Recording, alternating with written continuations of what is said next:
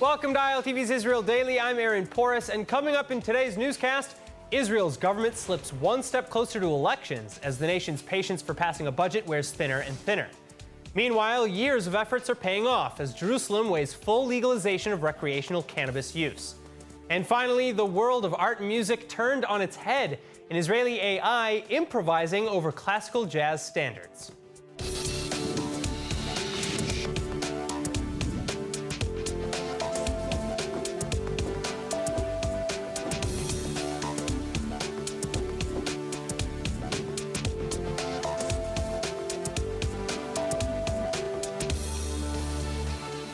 Starting today with some American politics, United States Secretary of State Mike Pompeo is now confirming a 7-nation tour set to begin this weekend, including stops in Paris, Turkey, Georgia, Israel, Saudi Arabia, the UAE, and Qatar. But the meetings, which Pompeo says are to discuss historic efforts to forge peace in the Middle East, may be a bit uncomfortable, as all 7 nations in the itinerary have already congratulated former Vice President Biden for his projected election victory. And in fact, several of these nations, like France, have even voiced their excitement at the idea of working with a Biden White House. President Trump, on the other hand, is refusing to concede the election and is challenging the reported results in several states, while Pompeo backs him up, saying that there will soon be a, quote, smooth transition to a second Trump administration. There will be a smooth transition to a second Trump administration. All right, we're ready. The world is watching what's taking place here. We're going to count all the votes. When the process is complete, there'll be electors selected. There's a process. The Constitution lays it out pretty clearly. What do you say to the Americans that are anxious over the fact that President Trump has yet to concede and what that might mean for the country? Well, I just think it's an embarrassment, quite frankly. The only thing that, how can I say this tactfully? I think it will not help the president's legacy. Meanwhile, as the election in America winds down, elections in Israel may just now be gearing up to start again, as Defense Minister and alternate Prime Minister Benny Gantz is reportedly looking to split up the coalition. According to a source close to Gantz, the Defense Minister and head of the Blue and White Party will inform Prime Minister Binyamin Netanyahu at their upcoming meeting that their partnership is officially ending, and this as a consequence of failing to pass a national budget.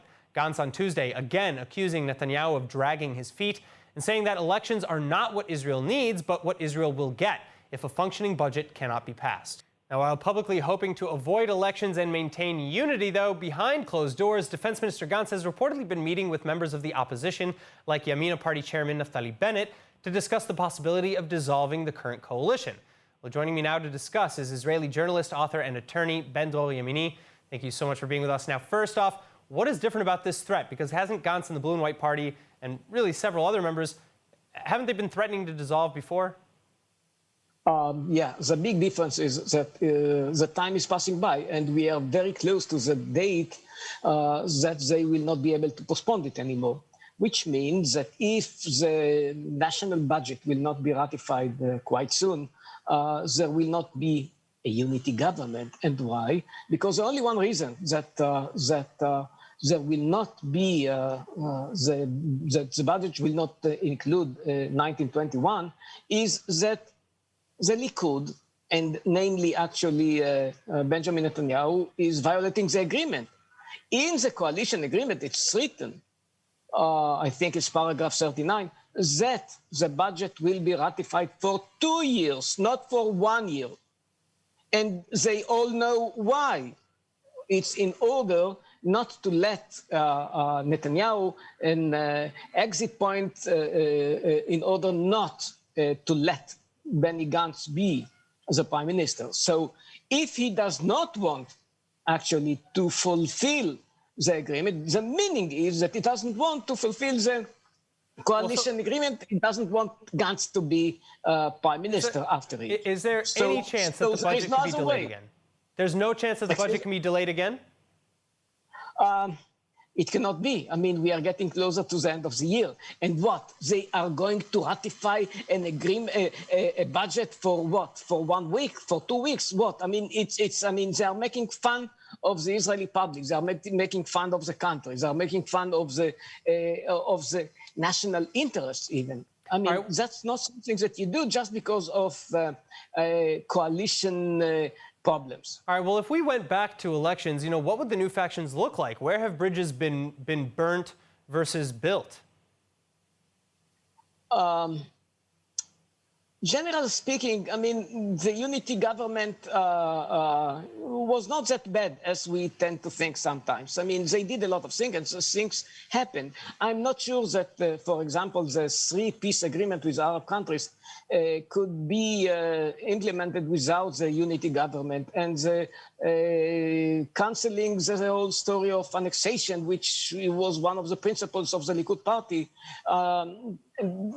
It's another example. I mean, and so what we see is actually that right now, I mean, we don't need it anymore as long as we don't have budget, because budget, under the circumstances of the coronavirus and so on, without budget, government cannot function. And that's the reason that now we are getting to the point that Benny Gantz will have to make a decision. And it looks like, according to all his declarations in the last 2-3 weeks, is that he's quite determined to finish this kind of coalition with the Likud. Wow. All right, well, Ben Dolev Yamini, thank you so much for your insights. Thank you for having me. Moving on, the latest U.S.-brokered peace between Israel and Bahrain, now ratified by the Israeli parliament. Knesset members on Tuesday officially approving the normalization in a landslide vote. With an overwhelming majority of 62-14, the Knesset has now given the okay for peace with Bahrain. And the cabinet ministers are now set to vote on the final approvals later this week, where they're expected to agree unanimously. Prime Minister Binyamin Netanyahu hailing the recent peace agreements before Parliament Tuesday evening. לפני 41 שנים השגנו פריצת דרך ראשונה ביחסי ישראל והעולם הערבי. מנחם בגין ואנואר סאדאת חתמו על הסכם שלום בין ישראל למצרים. לפני 26 שנים, כפי שציינת, נחתם הסכם השלום השני. יצחק רבין והמלך חוסיין חתמו על הסכם השלום בין ישראל לירדן.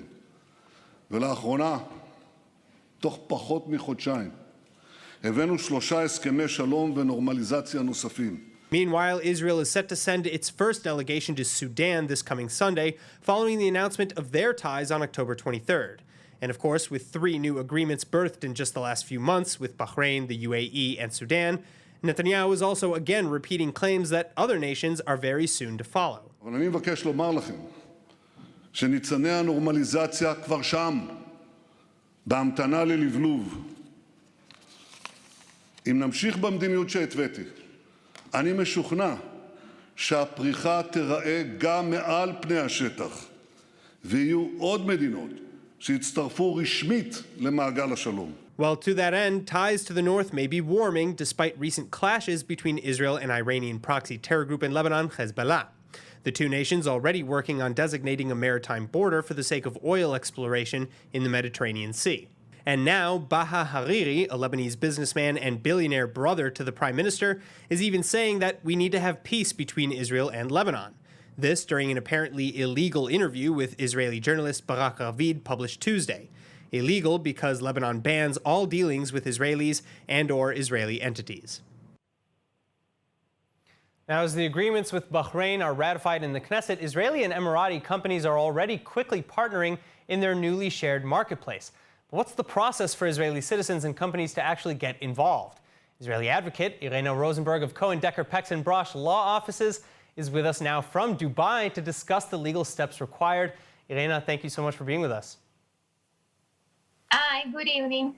So, all right, so what is your specialty in law, first of all? Our law firm specializes in commercial and immigration law. So my specialization is the same. All right, so, and as a lawyer then, what are you currently doing in Dubai?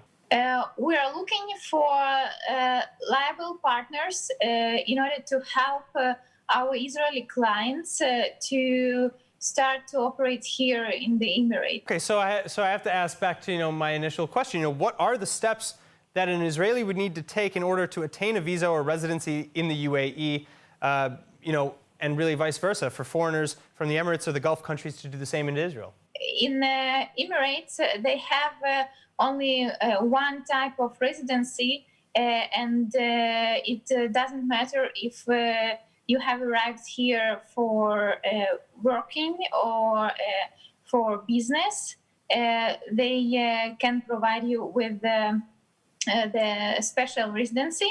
And this process in the Emirates is easier than in Israel or other countries, and it's also faster. So why is it worth it, in your opinion, for Israelis in the long run to go through the legal process and register or set up a company in the UAE? Because it may help them to open the new markets, like in the Gulf countries and also in all over the world. Can an Israeli company just go ahead and register itself? No. In order to register the company here in the Emirates, you have or to arrive here physically, or you have to have here the representative. So we will be happy to be the representatives for our clients in order to help them to register the companies and to start to operate here. All right. So, for those in Israel who are interested in pursuing business in the UAE, how can they reach out to you for legal advice? We have an office in Jerusalem and in Tel Aviv. So we will be happy to meet in person with our clients in one of our offices. Or, of course, we can propose the video conference if the client is abroad. I see. All right. Now, my last question on a personal note. How are you enjoying Dubai? It seems that you're one of the first few Israelis to go there after the normalization agreement.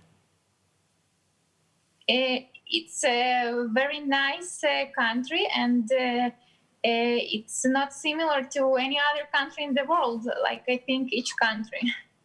All right. Irena Rosenberg from the law offices of Cohen, Decker, Pex & Brosh, thank you so much for joining us today. Thank you.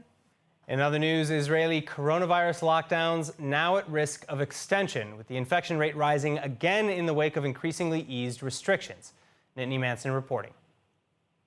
In an international conference call Tuesday, Israeli Prime Minister Binyamin Netanyahu repeating warnings that we must stay vigilant if we expect coronavirus lockdowns to end anytime soon.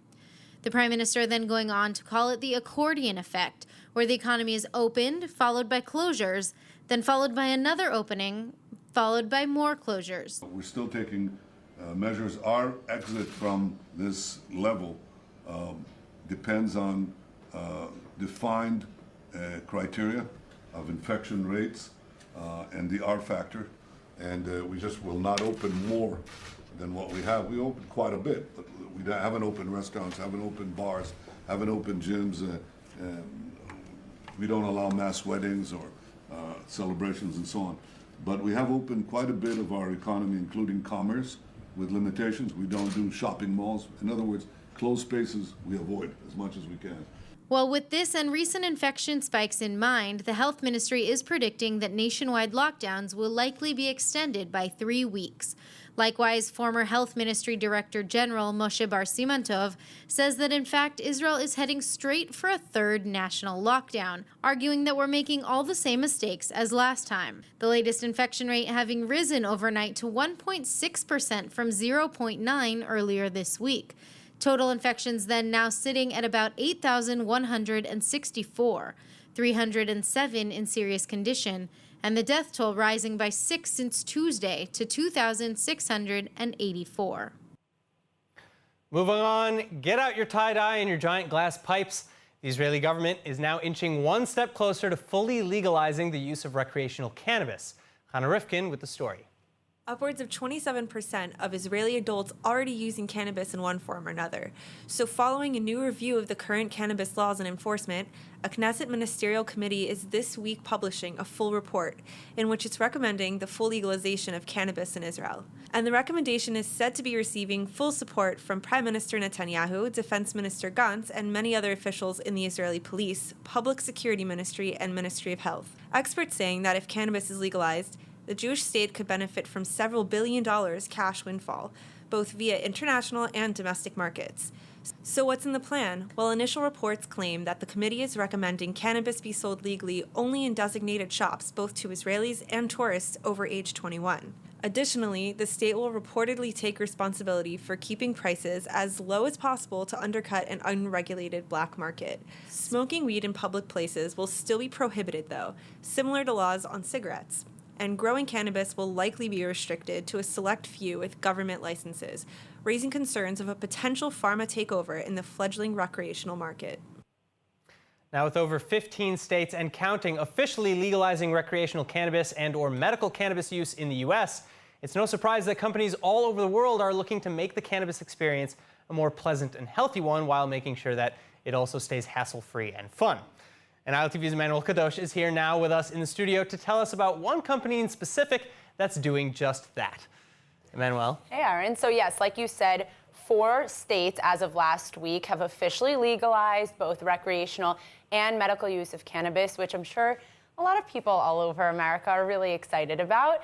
But with that comes a lot of concern, you can say, over the hassle of maybe rolling a joint or bringing all the equipment and, like, you know, the whole ordeal of bringing that along with you, especially for those that use cannabis for medical purposes. Well, yeah, we're in new territory. Right. This is confusing, I think, for a lot of people. Right, and I've spoken to a lot of people who do use it for medical purposes, who use it for pain relief or whatever it is, and they're like, it's such a process, right? So you guys had the CEO of a company called Tricom Shell on the show last week, and I got really excited about their unconventional and unique revolutionary products, and I went to go check them out in their offices, so take a look. Believe it or not, you can actually smoke this toothpick and it will get you high. It's the new way of smoking cannabis. Tricom Shell is producing cannabis products that are completely changing the way people are smoking. I'm going to show you exactly what the hype is about and why it's the healthier solution for smoking cannabis. We have the mood picks and we have the power powder. Now let's start off with the mood picks. Inside of this toothpick, there's up to 100 milligrams of either THC or CBD, which is kind of taking away the hassle of bringing all of the equipment with you when you're smoking. So you just bring a cigarette if you like, if you use tobacco, you stick it inside the cigarette and then you just smoke it. One of the main advantages about these products is that it allows you to control your THC or CBD intake and dosage, making sure you get the same experience every single time. Now, let's show you the second product that we have. I have a cup of coffee just to show you how easy it is. Let's move these aside. We have the power powder. Now, this has between 30 milligrams of THC or CBD up to 100 milligrams. And it's very easy to use. All you have to do, it's an alternative to people who don't really want to be smoking tobacco, smoking cigarettes, smoking joints. So Saturday afternoon, you have your cup of coffee, you take your power powder and put it in. We created a company because we believe a lot of people can benefit from it, and we believe that a lot of people don't want to get into the industry because it's too scary for them. It's unfamiliar, so we want to bring products that would really make the consumption of cannabis much easier than it is today and get rid of the whole ceremony that is in touch with cannabis. And you can see it in every product that we make. The vision is implemented into those products. If you're looking to change the way you smoke in order to get a consistent and healthier experience every time, you know what to do. All right, that is cool. I know. That's very cool. The toothpick is really revolutionary, but for anybody that's interested, you know, in getting some more information about the products, learning about the company, looking to invest, we're going to share a link down below for anybody that wants to check them out on their website at Tricom Shell. All right, Tricom Shell, Emmanuel Kadosh, thank you so much. Of course, thank you. All right, now let's change focus to what I believe is just one of many initial steps towards a global robot revolution. I'm talking, of course, about Bebopnet, a new award-winning Israeli-developed AI capable of writing and performing personalized jazz solos. And joining us now to tell us all about it are Bebopnet creators from the Technion Institute, Nadav Bonker, Shunit Haviv Hakimi, and their advisor, Professor Ran Elianiv. Thank you all so much for being with us today. Hello. Thank you for joining. All right, so I'm so excited for this. First off, break it down. What is Bebopnet? Yes, so Bebopnet is a cool research project that we have been working on the past 2 years at the Technion, the computer science department at the Technion. And it's a system, it's a deep neural network that learns how to improvise jazz by listening to all the jazz maestros like Charlie Parker and Dexter Gordon and so on. So you just listen to all the jazz solos, the bebop solos that we can get our hands on. And then it learned by itself to improvise, to generate a monophonic music line, which is supposed to be an improvisation. And it's cool. Maybe you would like to hear it. Yes, so that's it. So I've been listening to a couple of the improvisations over the standards earlier today, and I'm pretty impressed. But I want to ask, why jazz? Shunit, how about you? Why jazz? Well, actually, the initial motive to start this project came because Nadav plays saxophone and I'm a jazz singer, and we met on the Technion jazz group. So we talked and we thought about starting a cool project that involves music and AI, and one thing led to another, and we started to create an improviser. So we're really excited about that. It's so cool. All right, so then Nadav, how do you know that the program is performing something truly original?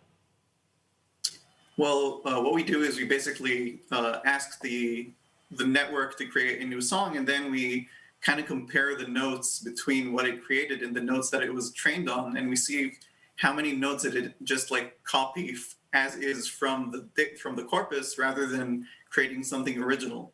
Then we see that it does it pretty much the same as the jazz musicians themselves do. So that gives an indication that it's doing fine. This is incredible. All right, so how many songs can it play over, and can it now play over, any genre? Can it play outside of jazz? Okay, so yeah, we basically did a lot of experiments with jazz songs, and we can give the system basically any song that we desire. So we started playing around with a few pop songs. So we have some samples that improvise to Despacito or Juice by Lizzo, or a lot of cool songs. We tried to stretch the limits of our system, and we can see that it actually can improvise on any given song. Oh my God. And we also have Israeli songs. Yeah. So what's your favorite? All you have to do is to put in the chord progression, and given the chord progression, it starts to improvise. Wow, that's incredible. All right, well, I know that I'm going to be going down the rabbit hole of your website and checking out way more of the improvisations that Bebopnet has posted. Thank you guys so much for being with us today. Just I would like to add one more thing. Last thing. We are not. We have to mention that musicians don't like this system, and they are right, because these improvisations are very far from a professional jazz musician, what they can create. But this is an interesting step towards something like that will probably be in a few years. All right, well, I'm excited to see how this plays off in the future. Again, thank you guys so much for being with us today. Thank you very much. Thank you. All right, now let's take a look at the weather forecast. Tonight should be cool and partly cloudy, with lows dropping to an average of 59 Fahrenheit or 15 degrees Celsius. Then tomorrow you can expect more of the same, clear to partly cloudy skies and a comfortable high of about 76 degrees Fahrenheit or 24 degrees Celsius. And now before we go, I don't know about you, but I've totally fallen for robo-jazz. So we took the liberty here at ILTV of creating what should be the next viral video in Israel, courtesy of Bebopnet. You're welcome.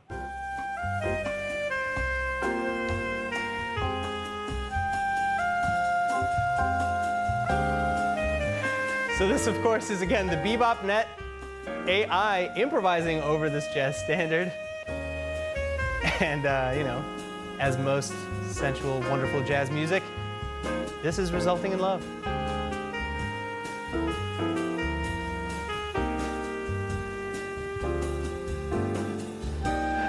Watching them dance gets me every time. All right, that is it for today's news. Today's exchange rate is 3.38 shekels to the American dollar and 2.59 shekels to the Canadian dollar.